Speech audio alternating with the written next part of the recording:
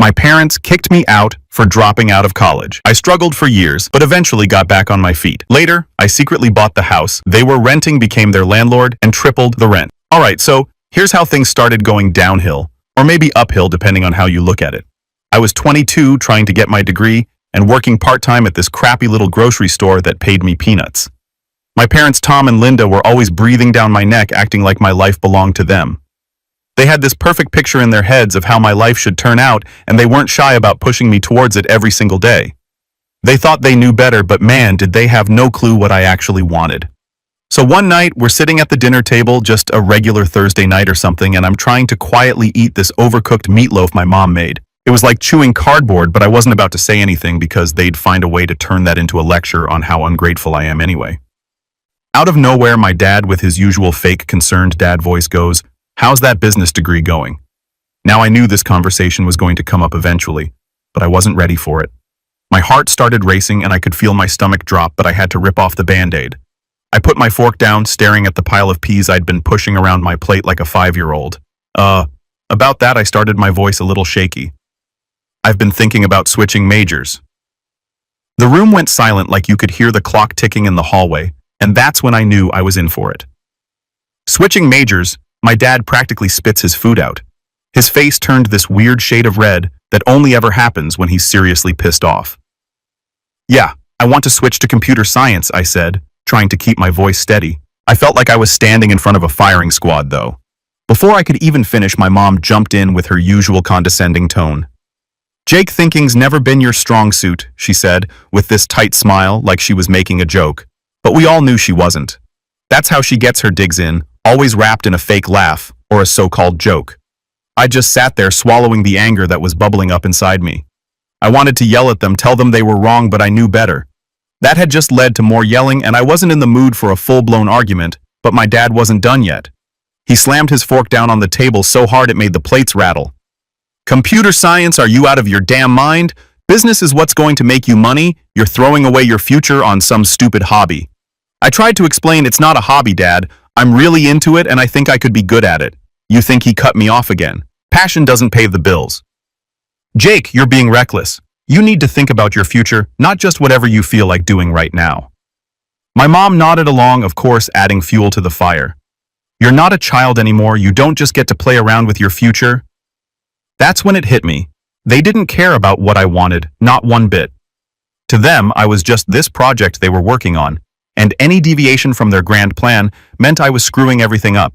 They didn't even stop to consider that maybe, just maybe, I knew what was best for me. After dinner, I went up to my room, slammed the door shut, and collapsed on my bed. I felt like a weight was pressing down on my chest. I pulled out my phone and called Ashley. She was the only person who got it, who understood what I was going through. "How'd it go?" she asked, knowing damn well how it went.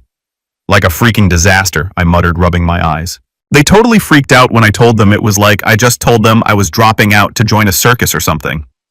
She sighed on the other end of the line. "Jake, you've got to stand up for yourself. This is your life, not theirs. You don't owe them anything."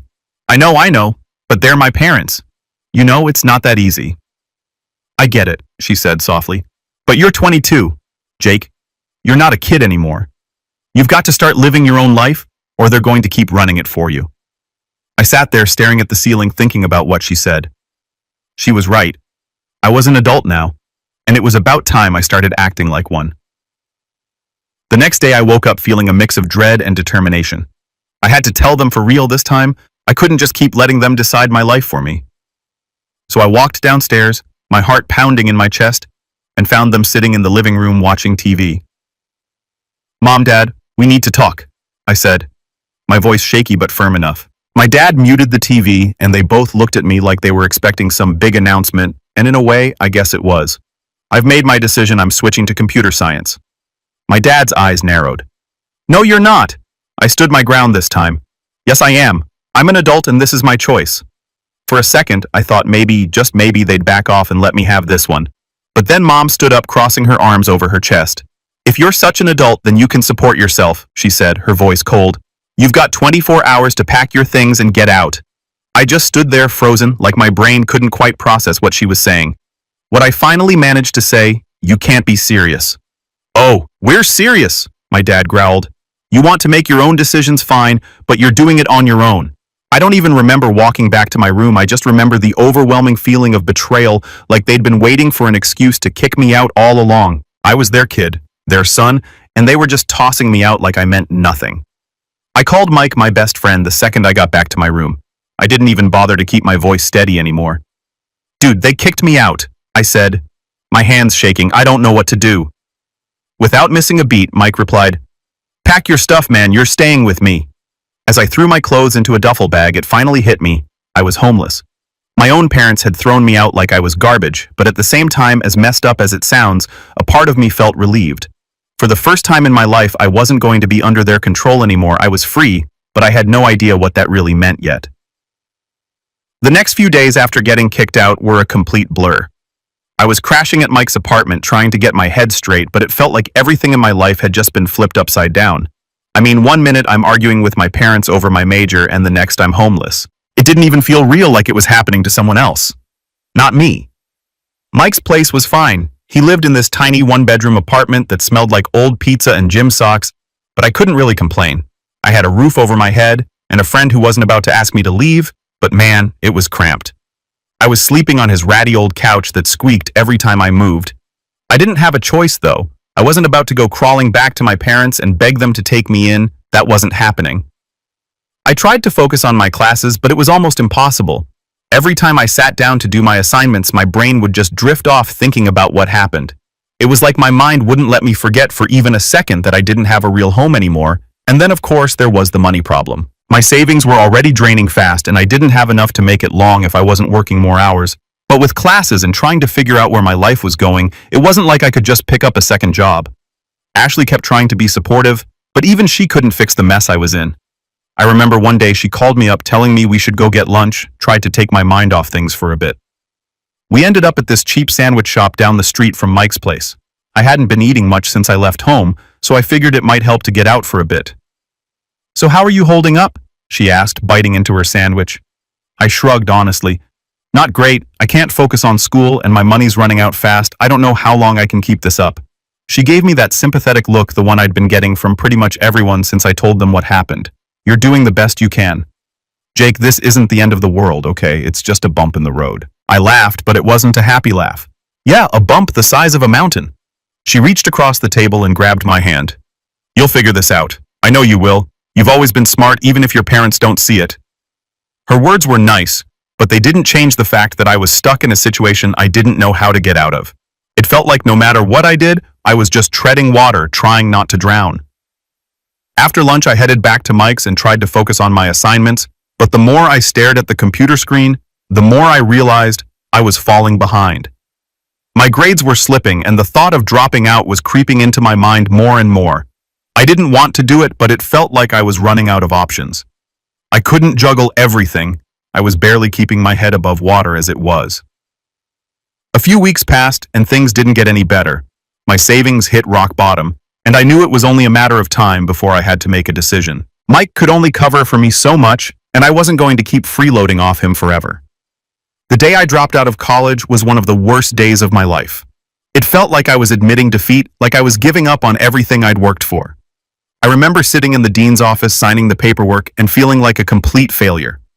I'd always thought I'd be the first person in my family to finish college, but now that dream was slipping away just like everything else. As soon as I walked out of that office, it hit me hard. I was on my own with no degree, no solid plan, and barely any money. That night, I sat on Mike's couch, staring at my phone, wondering what I was going to do.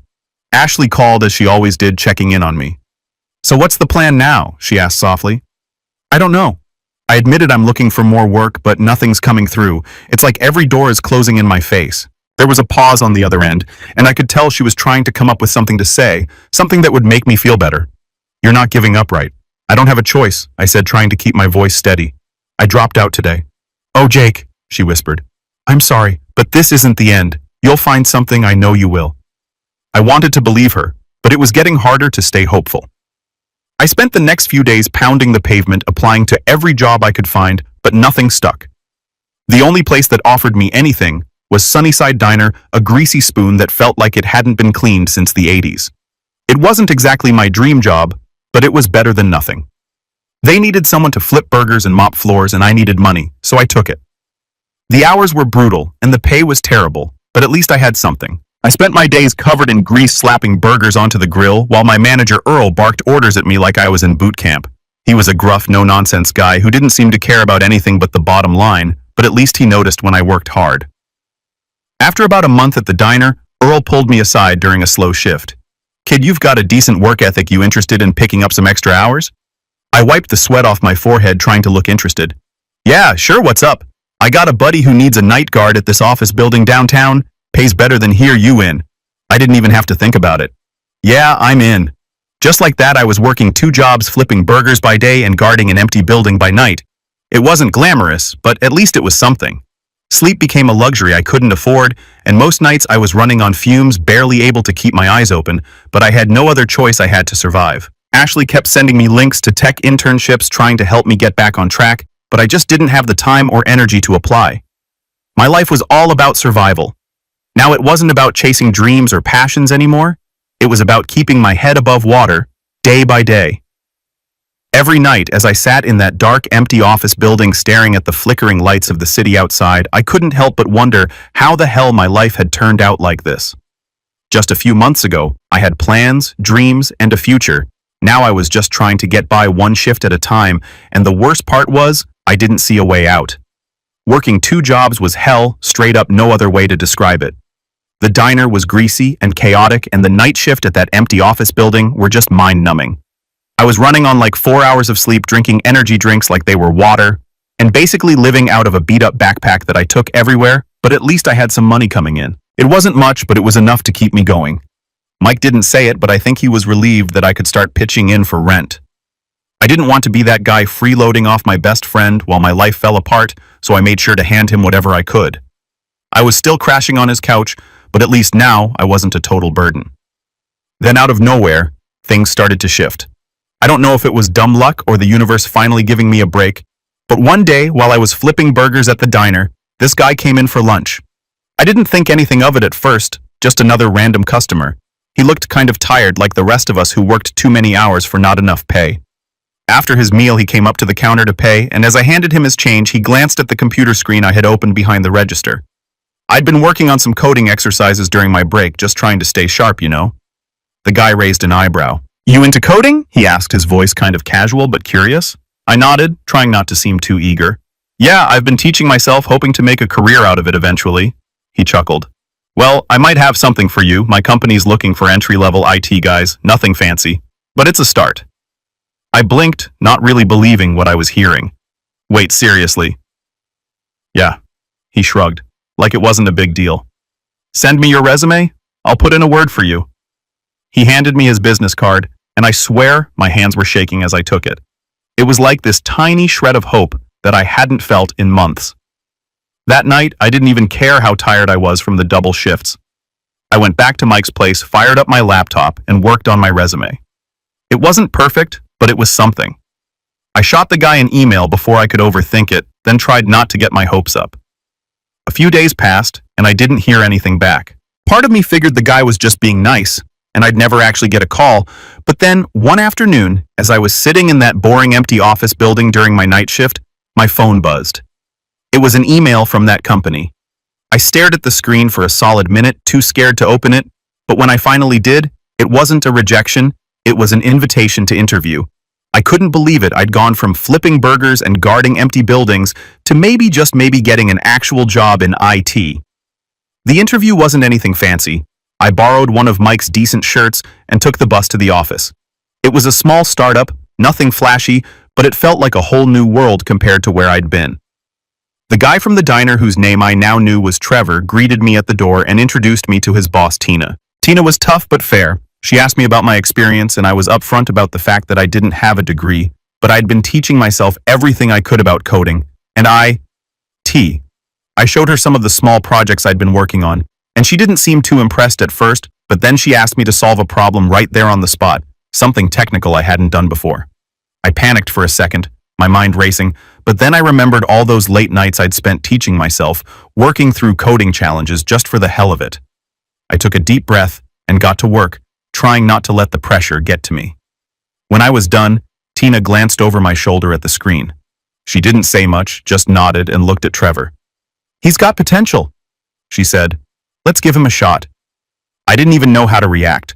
I wanted to jump up and scream, but I just sat there trying to play it cool, even though I felt like my heart was about to explode out of my chest. I started the next week as an entry-level IT guy. It wasn't glamorous, but I didn't care. For the first time in months. I wasn't flipping burgers or guarding some creepy office building at 3 a.m. I was actually doing something I loved. Tina and Trevor were patient with me, showing me the ropes, but they also pushed me to keep learning. They didn't hold my hand through everything, and that's what I needed. Nights were still rough, though I was still juggling both jobs for a while, just to make sure I didn't screw up this opportunity, so I'd work at the startup during the day, then head straight to the diner or the office building after. Sleep was still a rare luxury, and most mornings I'd wake up feeling like I'd been hit by a truck. Ashley stuck with me through it all.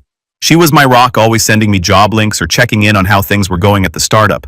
I don't think I'd have made it without her. Every time I felt like I was about to fall apart, she'd remind me that I was doing this for a reason, that I was building something for myself. After a few months of grinding, I finally reached a breaking point. I couldn't keep working 2 jobs and expect to stay sane, so I went to Earl, the diner manager, and told him I had to quit. He wasn't thrilled, but he understood. "Good luck, kid," he said, giving me one of those rare moments of sincerity. "You're a hard worker, you'll be fine." Walking out of that diner for the last time felt like a huge weight had been lifted off my shoulders. I still had the security job for the nights I wasn't at the startup, but at least I wasn't burning myself out as fast. As time went on, I threw myself into the IT gig with everything I had. I spent every spare minute learning new skills, taking on projects, and soaking up as much knowledge as I could. I wasn't just trying to survive anymore, I was trying to build something real, something that was mine. It wasn't easy, and there were days when I doubted myself, when I wondered if I was just chasing some pipe dream, but every time I got through a challenge or solved a problem that had stumped me for hours, I felt that spark again, that fire that had been missing for so long, and slowly, bit by bit, I started to see a future for myself again. Not the future my parents had planned for me, but one that I actually wanted. And for the first time in a long time, that felt like enough. A few months into the new job, things started to feel different, not in a bad way, just a way I hadn't felt in a long time. I was finally doing something I actually enjoyed, and I wasn't dragging myself out of bed just to survive another day at some dead-end job. The whole IT thing, coding, troubleshooting, yeah, it wasn't glamorous, but I liked it, and it was mine, something I had worked my butt off to get. I remember sitting at my desk one afternoon, buried in some code, when my boss Tina walked over. She wasn't the type to beat around the bush, which I respected. She leaned on the edge of my desk and said, "Jake, I've been watching your work these past few months. You've got potential, but you're holding back." I blinked at her, completely caught off guard. "Holding back? What do you mean?" She crossed her arms, giving me that look like she already knew the answer, but wanted me to say it out loud. "You've got the skills, but you're playing it safe. I see you sticking to what you know. You're not taking risks, not pushing yourself. You're comfortable, and that's fine, but comfort doesn't get you anywhere in this business." I didn't know what to say. At first, she wasn't wrong. I'd been doing the work, sure, but I wasn't exactly going above and beyond. I guess after everything that had happened, I was just happy to be in a stable place for once, and I didn't want to screw it up. "Look," Tina continued, "you're good, Jake, but if you really want to stand out, you need to step it up. Take on projects that scare you a little. That's how you grow." I nodded, still processing what she'd said. It wasn't like I hadn't heard something similar before, but this time it hit different. This wasn't some lecture from my parents about how I was wasting my potential. This was someone who saw what I was capable of and was pushing me to be better. So I took her advice. I started volunteering for more complex projects, stuff I wasn't entirely sure I could handle. There were definitely moments where I felt like I was in way over my head, but every time I figured something out, that feeling of accomplishment made it all worth it. One day, Tina assigned me this big project for a new client. It was way more responsibility than I'd ever had before, and part of me was freaking out, but another part of me was excited. This was the kind of challenge I needed to prove to myself that I could handle bigger things. I spent weeks working on it. Late nights, weekends, pretty much any free time I had was dedicated to making sure it went perfectly. When I finally submitted the finished project, I felt like I'd just run a marathon. I was exhausted, but in that good way, like I'd pushed myself to the limit and come out the other side stronger. A few days later, Tina pulled me into her office. I sat down trying to keep cool, but I was nervous. What if I'd messed something up? She didn't waste any time. Jake, the client, loved your work. They're moving forward with everything you suggested. I let out a breath I didn't even realize I'd been holding. Really? She nodded, a small smile on her face. You did good. Keep this up, and you're going to go far here. I walked out of her office feeling 10 feet tall for the first time in what felt like forever. I wasn't just surviving, I was thriving. I started to see a future that wasn't just about scraping by, but actually building something real. The more I threw myself into my work, the more I realized how much I'd been holding back, not just in my job, but in life. It was like this fog had lifted and I could finally see what I was capable of if I stopped letting fear hold me back.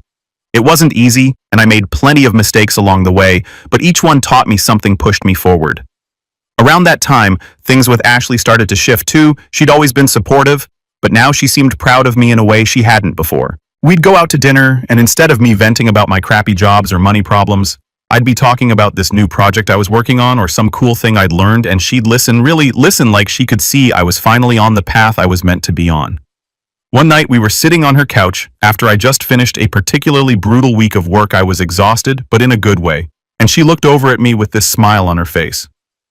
You know, she said softly, I always knew you'd get here, maybe not in the way you planned, but you're doing it, you're making it happen. I didn't know how to respond to that. I mean, she'd been with me through the worst of it, through the days when I didn't even know if I'd make rent or where my next paycheck was coming from, but she stuck around, never once making me feel like I wasn't enough. Hearing her say that, it hit me how lucky I was to have someone like her in my corner. Thanks, I said, my voice a little rougher than I meant it to be. I don't think I'd have made it this far without you. She laughed, shaking her head. You would have, you just needed a push. Maybe she was right, but having her there made the whole thing a lot easier to handle. Things started to pick up from there. Work got busier, but in a good way. I was taking on more responsibility, getting better at what I did, and people were starting to notice. Tina kept giving me more complex projects, and every time I finished one, I felt more confident in my abilities and the money. Well, it was still tight, but it was getting better. I'd quit the security job finally, and while I wasn't rolling in cash, I wasn't worried about where my next meal was coming from anymore. For the first time in a long time, I felt stable, like I was on solid ground again. One afternoon, Tina called me into her office again. I sat down, half expecting it to be another big project, but she had this serious look on her face, one I hadn't seen before. Jake, I want to talk to you about your future here, she said, her voice calm but direct. I raised an eyebrow, not sure where this was going. Okay, she leaned back in her chair. You've done great work these past few months, and I think you're ready for more. I want to promote you to a full-time position. For a second, I just sat there trying to process what she'd said, full-time. That was the dream, right? No more juggling jobs, no more scraping by. This was it. I don't even know what to say. I admitted, a grin creeping onto my face. She smiled back. Just say yes, and of course I did. Of course. Walking out of that office, I felt this weight lift off my shoulders. All the stress, the sleepless nights, the self-doubt, it all seemed worth it now. I'd made it, maybe not in the way I'd originally planned, but I'd made it all the same, and that felt pretty damn good. Getting promoted to full-time was like stepping into a whole new world. I mean, for the first time in my life, I felt like I was doing something that mattered, not just for me, but for the people around me. I didn't have to worry about making ends meet, or whether I'd have to pick up some crappy side gig just to get by. This was its stability. But of course, life doesn't just magically get easy once you hit a milestone like that. Things at work got busier, like way busier. Tina wasn't kidding when she said I'd be getting more responsibilities. I was thrown into bigger projects, leading teams for the first time, and managing deadlines that felt impossible at times. There were days where I'd look at my to-do list and just think, how the hell am I going to get all this done? But I pushed through. I had to. Every day was a challenge, but it was the kind of challenge I'd been waiting for, the kind that made me feel alive. Even though I was still learning, I was finally in a place where people trusted me to get the job done. That was huge for me. One afternoon, Tina pulled me into her office again. I swear every time she called me in, I felt like I was back in school waiting to see if I'd passed or failed a test. She had that serious look on her face, and for a second, I wondered if I'd screwed something up. Jake, I've got another project for you, she said, sliding a folder across the desk. I picked it up and flipped through the pages, scanning the details. It was for a new client, some big company, looking to upgrade their whole IT infrastructure, a huge project way bigger than anything I'd worked on before. My stomach did that little flip it does when you're both excited and terrified at the same time.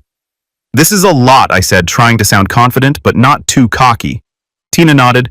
It is, but I think you're ready. This is going to be a big deal for the company, and I want you to lead it. Lead it. Those words hit me like a ton of bricks. I mean, I'd been working hard, sure, but leading a project like this that was next level. I won't let you down, I said, feeling the weight of what she was trusting me with. I know you won't, she replied, giving me a rare smile before getting back to business. The next few weeks were some of the most intense of my life. I was basically living at the office, working late nights and weekends to make sure everything was perfect. My team was great, but the pressure was on and I wasn't about to let anyone down. I couldn't. Ashley was a saint during all of this. I wasn't around much, and when I was basically a zombie. She'd bring me takeout to the office when she could sit with me for a bit while I worked and remind me to take breaks. You're going to burn out if you don't slow down, she'd say. Concern in her eyes, but I couldn't slow down. Not yet. This project was everything to me, and I knew if I could pull it off, it would change things, not just for my career, but for me personally. It was like I had something to prove, not just to Tina or the company, but to myself. I needed to show that I could do this, that I could rise to the occasion. The night before the final presentation to the client, I barely slept. I kept running over everything in my head, double and triple, checking the details, making sure there were no loose ends. It felt like all the stress and anxiety from the past year had built up to this moment, and I was standing at the edge of something huge. The next morning, I walked into the boardroom, my heart pounding in my chest. The clients were all there, suits and ties, serious faces. I set up my presentation trying to calm my nerves, but it felt like my whole career was riding on this one meeting.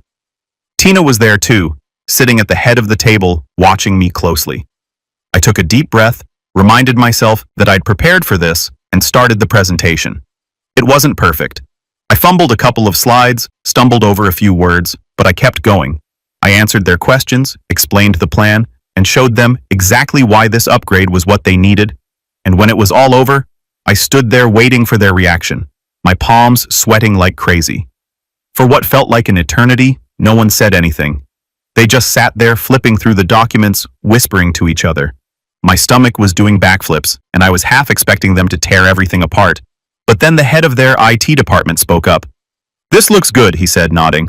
"We'll move forward with the plan." I couldn't believe it. I actually did it. I wanted to jump up and fist pump the air like a complete idiot, but I kept it together, nodding professionally, like this was just another day at the office. But inside, I was screaming with excitement. After the meeting, Tina pulled me aside. "Great work," she said. That rare smile back on her face. "You've earned this." I don't know what hit me harder, her praise, or the fact that I just pulled off the biggest project of my life. Either way, it felt like I'd crossed some kind of invisible finish line. All the crap I'd been through, the fights with my parents, getting kicked out, dropping out of college, working 2 jobs just to survive, it all led to this moment.